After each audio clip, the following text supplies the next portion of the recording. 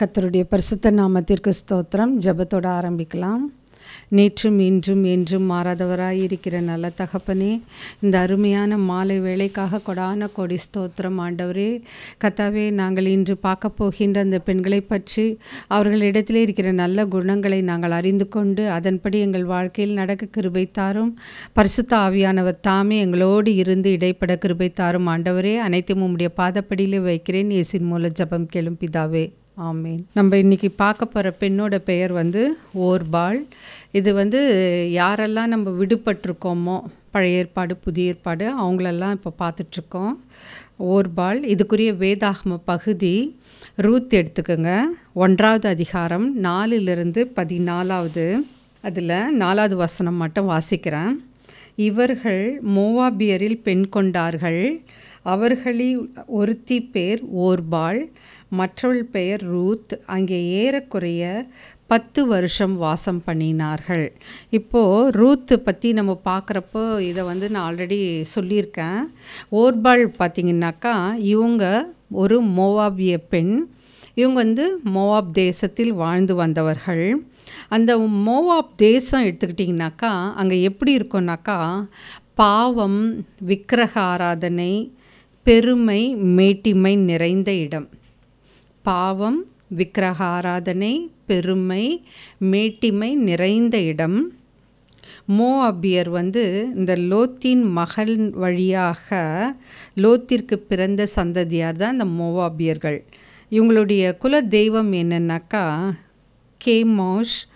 இவங்க என்ன பண்ணாங்கன்னா யூதா தேசத்தில் உள்ள பெத்லஹேமில் வாழ்ந்த எலிமெலேக்கு. ஸோ இந்த மோவாப் தேசத்தில் பார்த்திங்கனாக்கா யூதா தேசத்தில் பெத்லஹேமில் வாழ்ந்தவர் பேர் எலிமெலேக்கு. அவங்க என்ன பண்ணுறாங்கன்னா பஞ்சம் வருது நாட்டில். அதன் காரணமாக எங்கே போகிறாங்கன்னாக்கா இந்த மோவாப் தேசத்தில் குடியேறினார்கள். யார்? எலிமெலேக்கு, அவர்களுடைய மனைவி நகோமி, அதுக்கப்புறமா அவருடைய 2 குமாரர்கள். எங்கே போகிறாங்க? மோவாப் தேசத்துக்கு. மோவாப் சென்று வாழ்ந்த எலிமெலேக்கு என்ன பண்ணாங்கன்னா அங்கே அவர் மரித்து போனார். அப்போ அவங்களுக்கு 2 குமாரர்கள் இருந்தார்கள். அங்கே அந்த மோவாப் தேசத்தில் தன்னுடைய இஸ்ரவேல் ஜனத்திலிருந்து பெண் எடுக்காமல் அவங்க வாழ்ந்து அந்த மோவாப் தேசத்தில் பெண் எடுத்தார்கள். அதுதான் அவங்க செய்த முதல் தவறான காரியம். அவர்களும் மரித்து போனார்கள். அப்போது அந்த 2 பிள்ளைகளும் மரித்து போனார்கள். அப்போது யார் விடுபட்டிருக்குன்னா நகோமி, அவருடைய கணவர் இறந்து போனார். அது மாதிரி ரூத்து, அவங்களோட கணவரும் இறந்து போனார். ஓர்பாள், அவங்களுடைய கணவனும் இறந்து போனார்கள். அப்போ 3 பேர் மட்டும் இருக்கிறாங்க. ஸோ இவங்க 3 பேரும் என்ன பண்ணுறாங்கன்னாக்கா பெத்லஹேமில் ஆகாரம் இருக்கிறது என்று கேள்விப்பட்டு மறுபடியும் எங்கே வர்றாங்க? பெத்லஹேமுக்கு வர்றாங்க. அப்போ அங்கே பார்த்திங்கன்னா அவங்க வரும்பொழுது என்ன பண்ணுறாங்கன்னாக்கா நகோமி ரூத்தையும் மோவாபியும் பார்த்து, நீங்கள் 2 பேரும் உங்கள் ஊருக்கே, ஏன்னா அவங்க 2 பேருமே மோவாபிய பெண்கள், உங்கள் ஊருக்கே போயிட்டு அங்கே ஏன்னா 2 பேருமே இளம் விதவைகளாக இருந்தபடினால உங்களுக்கு வேறு யாராவது மறுமணம் அமைகின்ற அந்த தருணமோ இல்லை சந்தர்ப்பமோ ஏற்பட்டால் நீங்கள் உங்கள் ஊர்லேயே போய் வேறு மறுமணம் செய்து கொண்டு அங்கே நல்லா இருங்க அப்படின்னு அனுப்புகிறாங்க. அப்போ தான் இதில் ஓர்பாள் என்ன செஞ்சாங்கன்னு தான் நம்ம பார்க்க போகிறோம். ஏன்னா ரூத்தை பற்றி நம்ம ஏற்கனவே பார்த்துட்டோம். அப்போது உடனே என்ன பண்ணுறான்னாக்கா ஓர்பாள் தன் தேசத்தின் மேலோ அல்லது தன்னுடைய குடும்ப உறவினர்களின் மேலோ பற்று வைத்து அவங்க என்ன பண்ணுறாங்கன்னா தன்னுடைய பிறப்பிடமான மோவாபுக்கே சென்றார்கள். அவங்க செய்த முதல் காரியம் என்ன? அவங்களுடைய மாமியார் நகோமி, நீங்கள் உங்கள் ஊருக்கே போயிடுங்கன்னு சொல்கிறப்போ அவங்க இப்போ நம்ம சொந்த ஊருக்கு போங்கன்னா நம்ம எவ்வளோ சந்தோஷமாக போவோம்ல. கல்யாணம் ஆகியிருந்தாலும் சரி, ஆகாமல் இருந்தாலும் சரி, நம்மளுடைய சொந்த ஊருனா அது நம்மளுக்கு ஒரு விசேஷித்தமான ஒரு இடம் இல்லை. அதே மாதிரி தான் ஓர்பாள் என்ன பண்ணுறாங்க, தன்னுடைய சொந்த ஊருக்கே போக ஆசைப்படுறாங்க. அப்போது அதனால் அவங்க என்ன அங்கே நடக்குதுன்னு பார்த்தீங்கன்னா தேவனுடைய ஆசீர்வாதத்தை இழந்தார்கள். அதே மாதிரி நம்மளுடைய வாழ்க்கையில் கூட கடவுள் நம்மளுக்குன்னு ஒரு திட்டத்தை வைத்திருப்பார், நம்மளுக்குன்னு ஒரு இடத்த ஆயத்தப்படுத்தி வைப்பார். ஆனால் நம்மளுக்கு பிடிக்கவே பிடிக்காது.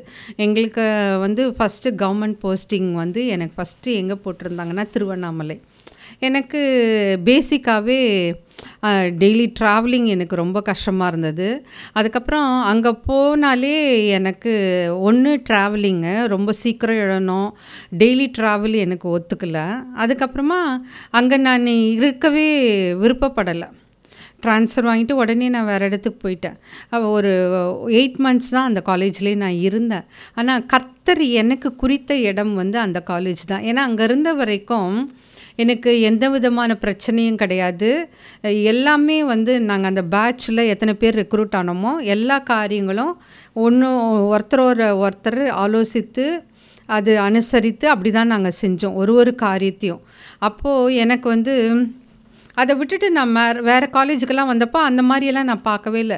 அவங்கவுங்களுக்கு என்ன தேவையோ போய் கேட்பாங்க, செஞ்சுக்குவாங்க, அப்படி தான் பார்த்தேன். அப்போ தான் யோசித்தேன், கர்த்தர் வந்து நமக்குன்னு காட்டின இடமோ இல்லை நபரோ வந்து ரொம்ப கரெக்டாக இருக்கும். ஆனால் நம்ம என்ன பண்ணணும், மனுஷீகத்தில் ஆசைப்பட்டு நம்ம வந்து கொஞ்சம் மாறி யோசிக்கிறோம்ல, அது எவ்வளோ பெரிய தவறான காரியம்ன்றதை நான் இந்த மெசேஜ் ரெடி பண்ணுறப்ப தான் யோசித்தேன்.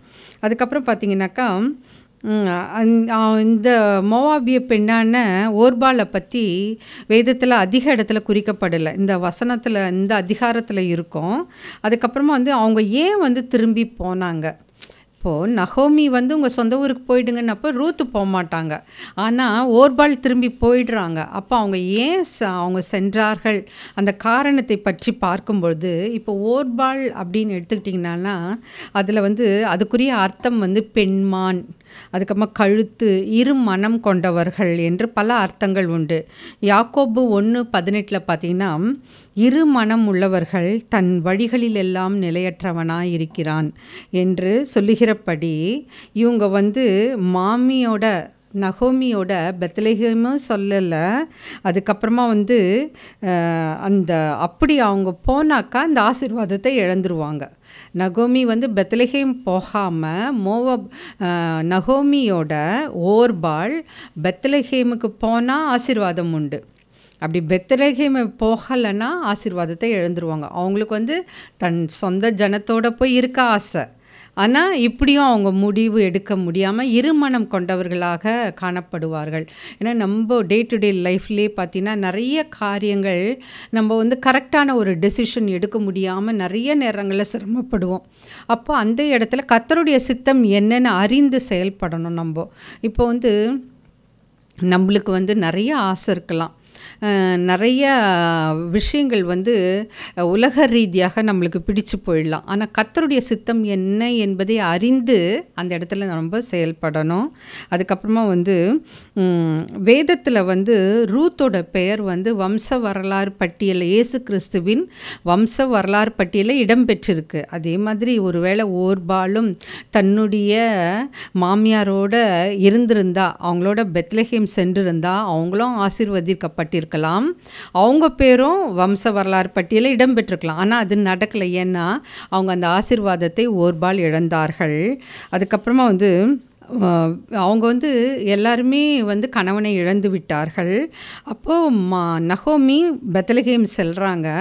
அப்போது ஓர்பால் வந்து ஒரு ஞானமாக ஒரு தீர்மானத்தை எடுத்து மாமியோடு கூட நடந்து வர்றாங்க முதல்ல. ஆனால் வழியில் வந்தப்போ அவங்களுக்கு ஒரு மாற்றம், எதிர்பாராதபடி அவங்க நகோமி அவங்களிடத்துல பேசுகிறாங்க. அப்போது உடனே அவங்க என்ன பண்ணுறாங்க, தாய் வீடு சென்று விடுகிறாள். அதுக்கப்புறமா வந்து இவங்களும் வழிவிட்டு அனுப்புகிறாங்க, நீங்கள் போய் வேறு ஒரு மறுமணம் செய்து கொண்டு உங்கள் புருஷரோடு சேர்ந்துருங்கன்னு சொல்லி அவங்கள முத்தமிட்டு அவங்கள வந்து அனுப்பி வைக்கிறாங்க. ஒருவேளை நகோமி இந்த மாதிரி எதுவுமே சொல்லாமல் இருந்திருந்தா ஓர்பால் வந்து முழு மனதோட பெத்லெகேம் சென்றிருப்பாங்களான்றது சந்தேகம்தான். ஏன்னா நம்ம மனசில் ஒன்று நினைப்போம், ஆனால் அதை சொல்லவே மாட்டோம் கடைசி வரைக்கும். இப்படி நடந்தால் நல்லா இருக்கும்னு நம்ம யோசிப்போம் நிறைய தருணங்கள், ஆனால் அதை வந்து நம்ம வெளியில் சொல்லவே மாட்டோம். அந்த மாதிரி ஒருவேளை ஓர்பால் தன்னுடைய ஊருக்கே திரும்பி போக நினச்சிருக்கலாம். ஆனால் நகோமி அப்படி கேட்ட உடனே அதுதான் ஒரு தனக்கு வாய்த்த ஒரு சந்தர்ப்பம்ட்டு உடனே அவங்க ஒத்துட்டு போயிடுறாங்க. ஆனால் இந்த சோதனையில் வந்து உண்மையான நிலையை நிரூபித்து விட்டது. ஓர்பால் என்ன விருப்பப்பட்டாங்க, ரூத் என்ன விருப்பப்பட்டாங்கன்றது இந்த இடத்துல வந்து நிரூபணம் ஆகிறது. அதில் பார்த்திங்கன்னா அந்த ஓர்பாலுக்கு வந்து விசுவாசம் வந்து தடுமாற்றமாக காணப்பட்டது. அதுக்கப்புறமா மாமி முத்தமிட்டு போனாங்க. அதோடு அவள் பெயரும் வேதாகமத்தில் இல்லாமல் அற்றுப்போய்விட்டது. ஏன்னா அவங்க வந்து அந்த ஆசீர்வாதத்தை இழந்தாங்க. கர்த்தருடைய ஆசீர்வாதத்தை இழந்ததுனால அவங்களோட பெயர் இதோட மறக்கப்பட்டது. அவ்வளோதான். ஓர்பால்னு ஒருத்தர் இருந்தாங்க, நகோமியோட மருமகளாக இருந்தார்கள். கணவனை இழந்த பிறகு மறுபடியும் அவங்க வந்து மோவாபுக்கே சென்று விட்டார்கள். பெத்லேமுக்கு அவங்க போகல. அதுக்கப்புறம் ஆனால் ரூத் என்ன பண்ணாங்கன்னாக்கா, அதை பற்றி நீங்கள் எதுவுமே பேச வேண்டாம். ரூத் 1ஆவது அதிகாரம் 16-17 வசனத்தில் படித்து பார்த்திங்கன்னா அவங்க சொல்லுவாங்க, உன்னுடைய தேவன் என்னுடைய தேவன், நீங்கள் எங்கே போகிறீங்களோ அங்கே நானும் கூட வருவன். ஸ்டப்பானாக ஒரு முடிவு எடுத்தாங்க. இந்த தீர்மானம் எடுக்கிறதுனால நம்மளுடைய வாழ்க்கையில் யோசித்து பாருங்களேன், ரொம்ப ஒரு கடினமான காரியம். நம்ம வந்து தீர்மானம்னு ஒன்று எடுக்கிறப்போ துணிந்து கர்த்தருடைய சித்தத்தை அறிந்து ஒரு முடிவு எடுக்கிறோன்னா அதில் உறுதியாக நம்ம நிற்கணும். நிறைய பேர் என்ன பண்ணுவோன்னா அந்த உறுதி நம்மக்கிட்ட இருக்காது. ஐயோ நம்ம ஒருவேளை இப்படி பண்ணோம்னாக்கா ஏதாவது தப்பாயிடுச்சுன்னா என்ன பண்ணுறது, அந்த இருமனம் கொண்டவர்களாகவே நம்ம காணப்படுகின்றோம் நிறைய நேரங்களில். அதை வந்து நம்ம அவாய்ட் பண்ணிக்கணும். தன் எதிர்காலத்தை குறித்து எந்தவித கலக்கமும் இல்லாமல் ரூத் என்ன பண்ணாங்கன்னா கர்த்தரை மட்டுமே நம்பினாங்க. அப்படின்னா அவங்க மாமியாரோட போனாங்க. பெத்லகேம் போனதுனால அவர்கள் ஆசீர்வதிக்கப்பட்டார்கள். அவர்களுக்கு மறுமணம் நடந்தது. அதுவும் கர்த்தர் காட்டின அந்த வழியில் அவங்களுக்கு மறுமணம் நடந்தது. அந்த மாதிரி தான் நம்மளுடைய வாழ்க்கையில் கூட நிறைய பேர் இந்த செய்தி கேட்டுக்கொண்டிருக்கலாம். நம்ம வந்து ஐயோ என்ன நம்ம தனியாக இருக்கிறோம், கணவனை இழந்திருக்கிறோம், அப்போ நம்ம எடுக்கின்ற சில முடிவுகள் வாழ்க்கையில் தப்பாக போய் அமைஞ்சிடலாம். ஆனால் அந்த நேரத்தில் கர்த்தரை நம்ம சார்ந்து இருக்கும் பொழுது அவராகவே நமக்கான ஒரு எதிர்காலத்தை திட்டமிட்டு வைத்திருப்பார். அதனால் நம்ம வந்து அவசரப்பட்டு எந்த முடிவும் எடுத்துடக்கூடாது. மனுஷீகத்தில் எடுக்கக்கூடாது. ஆவிக்குரிய வாழ்க்கையில் கர்த்தர் நமக்கு என்ன திட்டத்தை வைத்து கொண்டிருக்கிறாரோ அதை அறிந்து கொண்டு அதன்படி நடக்க வேண்டும். ஓர்பால் வந்து இன்னொன்று பார்த்திங்கன்னா 10 வருடங்கள் வந்து நகோமியோட வாழ்ந்து வந்தாங்க. அப்போ கண்டிப்பாக இயேசு கிறிஸ்துவை பற்றி அறிந்திருப்பார்கள். ஆனால் ஓர்பால் என்ன அந்த உண்மையான தெய்வத்தை அந்த 10 வருடம் அவங்க வந்து அறிந்து கொள்ளவே இல்லை. அவங்களால சரியான ஒரு தீர்மானம் எடுக்க முடியல. தன் ஜனங்களிடத்திற்கும் தன் அந்நிய தேவர்களை வழிபடும் அந்த மோவாப் தேசத்திற்கும் தான் அவங்க திரும்பி போகணுன்னு ஆசைப்பட்டாங்க. அதுக்கப்புறமா சாபமான ஜனக்கூட்டத்தையும் இடத்தையும் விட்டு அவங்க விலகி போகிறதுக்கு பதிலாக அவங்களோட மறுபடியும் போய் சேர்ந்துக்கிட்டாங்க. அப்போது அந்த ஆசீர்வதிக்கப்பட்ட இஸ்ரவேல் ஜனங்களோட சேருவதற்கு அவர்களுக்கு சந்தர்ப்பம் வாய்த்தாலும் அவங்க வந்து அதை தவற விட்டுட்டாங்க. நம்ம வாழ்க்கையில் கூட எத்தனையோ சந்தர்ப்பங்கள் நம்மளுக்கு கர்த்தரால் வந்து கொடுக்கப்பட்டிருக்கோம். நம்ம வந்து தவற விட்டுடுறோம். அதில் எவ்வளோ ஆசீர்வாதங்கள் இருக்கும், எவ்வளோ நன்மைகள் இருக்கும். ஆனால் அதையெல்லாம் சில நேரங்களில் நம்ம இழந்து காணப்படுகிறோம். ஏன்னா நம்மளோட முடிவால், நம்மளா வந்து எடுக்கிற ஒரு முடிவால் நிறைய காரியங்கள் நம்ம இழந்து நிர்கதியாக இருக்கக்கூடிய நிலைமை காணப்படுகிறது. ஆனால் அந்த நிலைமையிலையும் கர்த்தராகிய இயேசு கிறிஸ்து நம்மளை என்னைக்காவது கைவிட்டிருக்காரு? அதை ஒரே ஒரு தடவை யோசிச்சு பாருங்களேன். நீ எந்த நிலையில் இருந்தாலும் உன்னை வெறுக்காதவர், ஒரு பாடல் கூட இருக்குது, உன்னை வெறுக்காதவர் இயேசு கிறிஸ்து மட்டும்தான். அப்போ அவரை நம்ம வந்து நம்பாமல் மறுதலித்து மனுஷர்களை நம்ம நம்பிக்கொண்டு அவர்கள் சொல்கின்ற வார்த்தையை நம்பிக்கொண்டு அவர்களுக்காக நம்ம ஒரு சில முடிவு எடுப்பது மிகவும் தவறான காரியம். அதுக்கப்புறம் பார்த்திங்கன்னா இவங்க ஓர்பால் பார்த்திங்கன்னா அந்த கிளம்பி வர்றாங்க. வர்ற வழியில் தான் நகோமி கேட்குறாங்க, உங்கள் ஊருக்கு போகிறதுனா போங்கன்னு. அப்போது ஆசீர்வாதத்தின் வாசல் வரை அவங்க வந்து மாம்ச இச்சைக்கு இடம் கொடுத்தபடியினால் தேவ கிருபையை இழந்தார்கள். தன்னுடைய தவறான தீர்மானத்தினால் எல்லா ஆசீர்வாதையும் இழந்தார்கள். ஒருவேளை ரூத் மாதிரி அவங்க பெத்லகேமுக்கு போயிருந்தால் ஆசீர்வதிக்கப்பட்டிருப்பாங்க. அதுக்கப்புறமா வேதத்தில் அவர்கள் பெயர் குறிக்கப்படும் பாக்கியத்தை பெற்றிருப்பார்கள். ஒருவேளை மேசியா அவங்களுடைய சந்ததியில் கூட பிறந்திருக்கலாம். ஆனால் அது எல்லாத்தையும் அவங்க இழந்துட்டாங்க. அவங்க எடுத்த ஒரே ஒரு முடிவால், அது கூட சுயமாக சிந்தித்து எடுத்த முடிவால் அந்த இடத்துல அவங்க கர்த்தரை விசுவாசிக்கவில்லை, கர்த்தரை தேடவும் இல்லை, நாடவும் இல்லை. நம்ம எந்த ஒரு முடிவெடுத்தாலும் பொறுமை நம்மளுக்கு ரொம்ப அவசியம். நம்ம வந்து சில காரியங்களை உடனே நடக்கணும், உடனே செய்யணும். ஏன்னா நம்மளுக்குள்ள ஒரு பயம், ஐயோ அது வேறு மாதிரி போயிடுச்சுன்னா என்ன பண்ணுறது, ஏதாவது தப்பாக நடந்தால் என்ன பண்ணுறது, அப்படி யோசிச்சுட்டு நிறைய நேரங்களில் நம்ம நிறைய காரியங்களை அவசரமாக முடிவெடுத்து எல்லாவற்றையும் இழந்து நிற்கக்கூடிய நிலையில் காணப்படுகின்றோம்.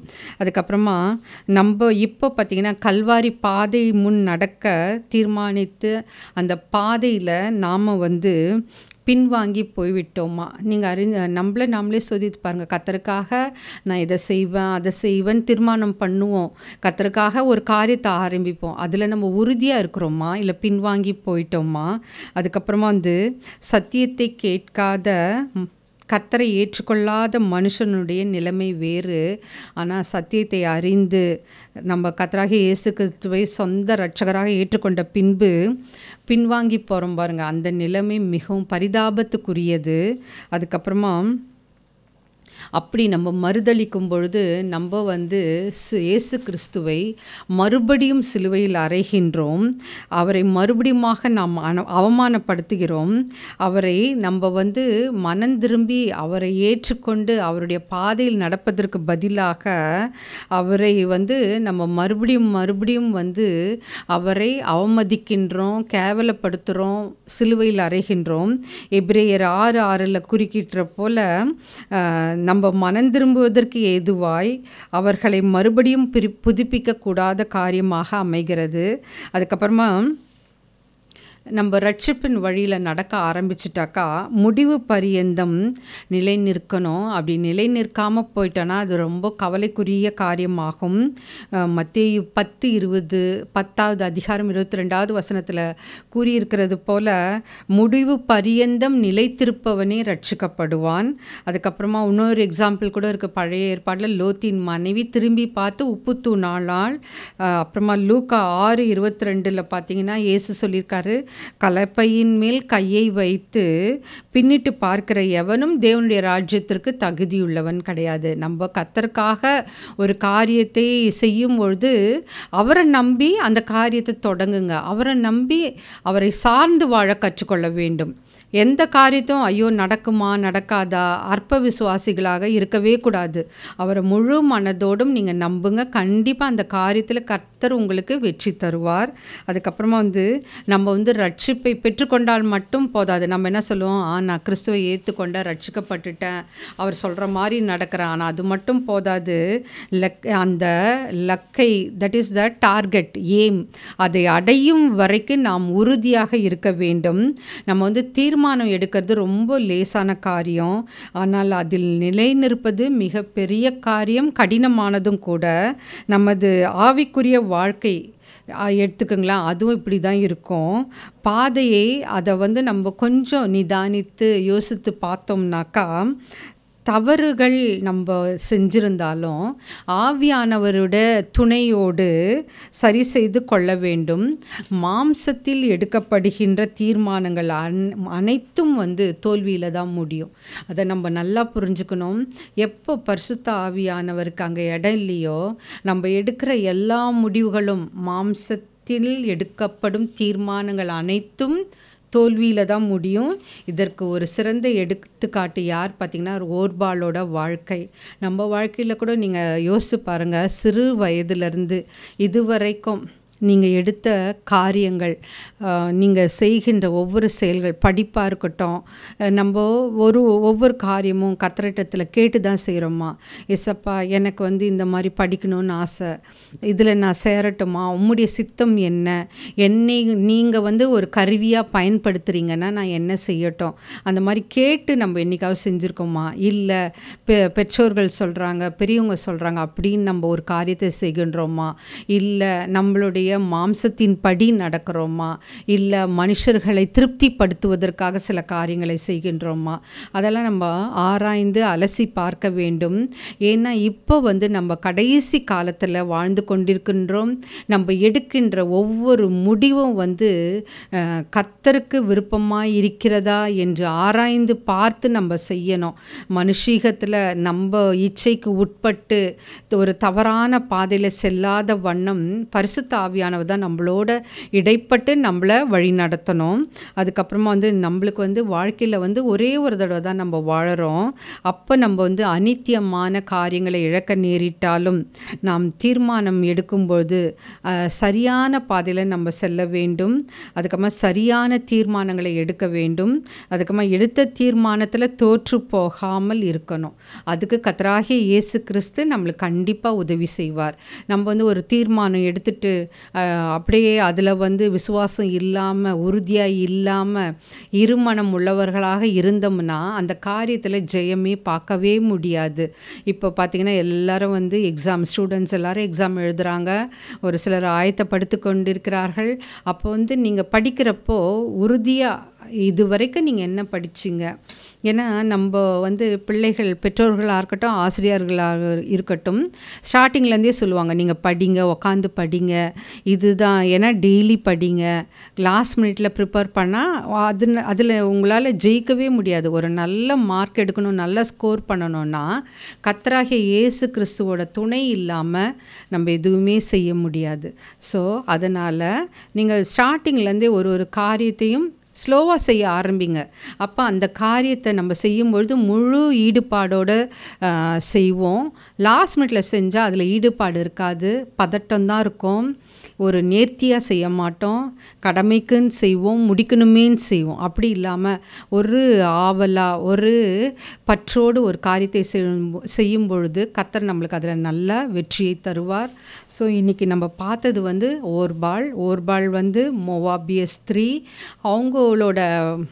அவங்கக்கிட்டேருந்து நம்ம என்ன கற்றுக்குறோன்னா, அவங்க அந்நிய தேவர்களை வழிபடும், விக்கிரக ஆராதனை உள்ள, அதுக்கப்புறமா மேட்டிமை நிறைந்த, பாவம் நிறைந்த இடத்துல வாழ்ந்து வந்தாங்க.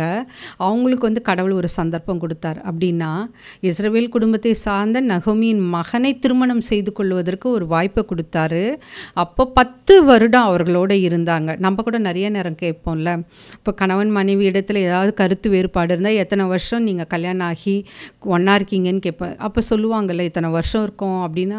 அப்போ நம்ம ஆச்சரியமாக கேட்போம், இத்தனை வருஷம் ஒன்றா இருக்கீங்களே, உங்களுக்குள்ளே அப்போ அண்டர்ஸ்டாண்டிங் இல்லையா? உங்களுக்குள்ளே எதுக்கு கருத்து வேறுபாடு? நீங்கள் ஏன் இப்படி பிரிந்து போக நினைக்கிறீங்க? நீங்கள் என்ன எதிர்பார்க்குறீங்க? அப்படின்லாம் நம்ம கேட்போம்ல. அதே மாதிரி தான் இந்த இடத்துல பார்த்திங்கன்னா, இந்த மோவாபிய பெண்ணான ஓர்பாள் 10 வருடம் நகோமியோட இருந்தாங்க.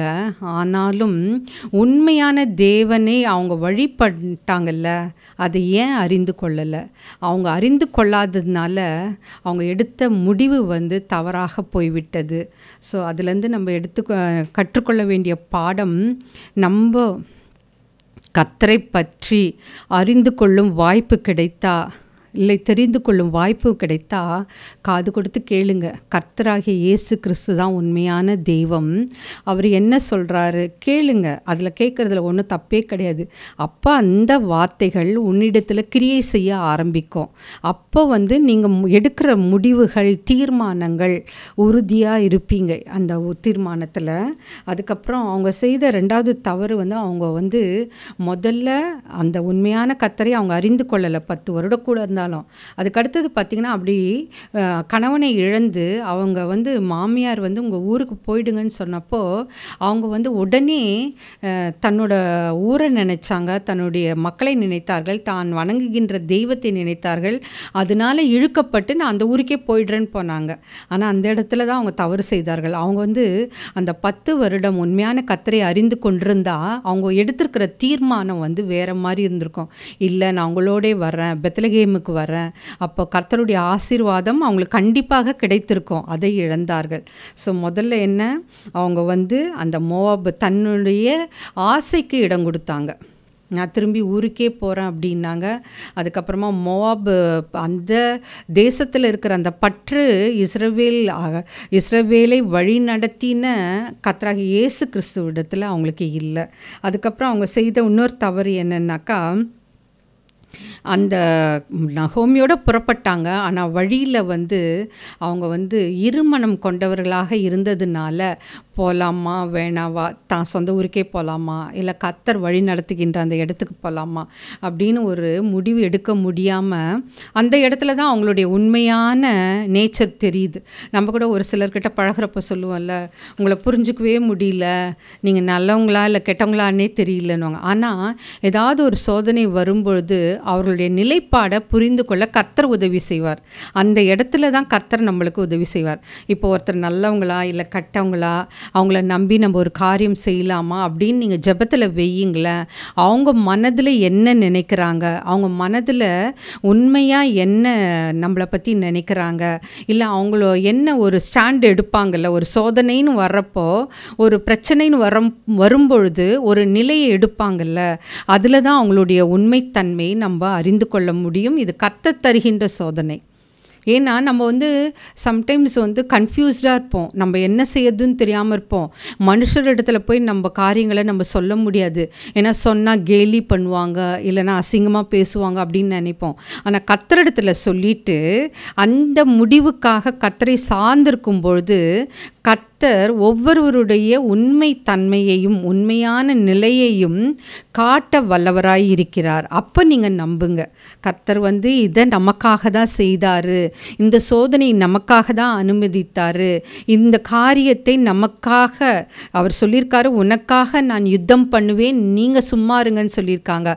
அதனால் இந்த செய்தியை கேட்டுக்கொண்டிருக்க யாராக இருந்தாலும் சரி, விதவையாக இருந்தாலும் சரி, இல்லை நான் தனியாக இருக்கிறேன், என்னை பார்த்துக்க யாரும் இல்லை, நிறைய பேர் என்கிட்ட பேசுகிறாங்க பழகிறாங்க, அவங்க நல்லவங்களா கெட்டவங்களான்னு தெரியல, நான் யாரை நம்புறதுன்னே தெரியல, அந்த மாதிரி சூழ்நிலையில் கர்த்தரை நம்புங்கள், கர்த்தரை சார்ந்து வாழுங்கள்.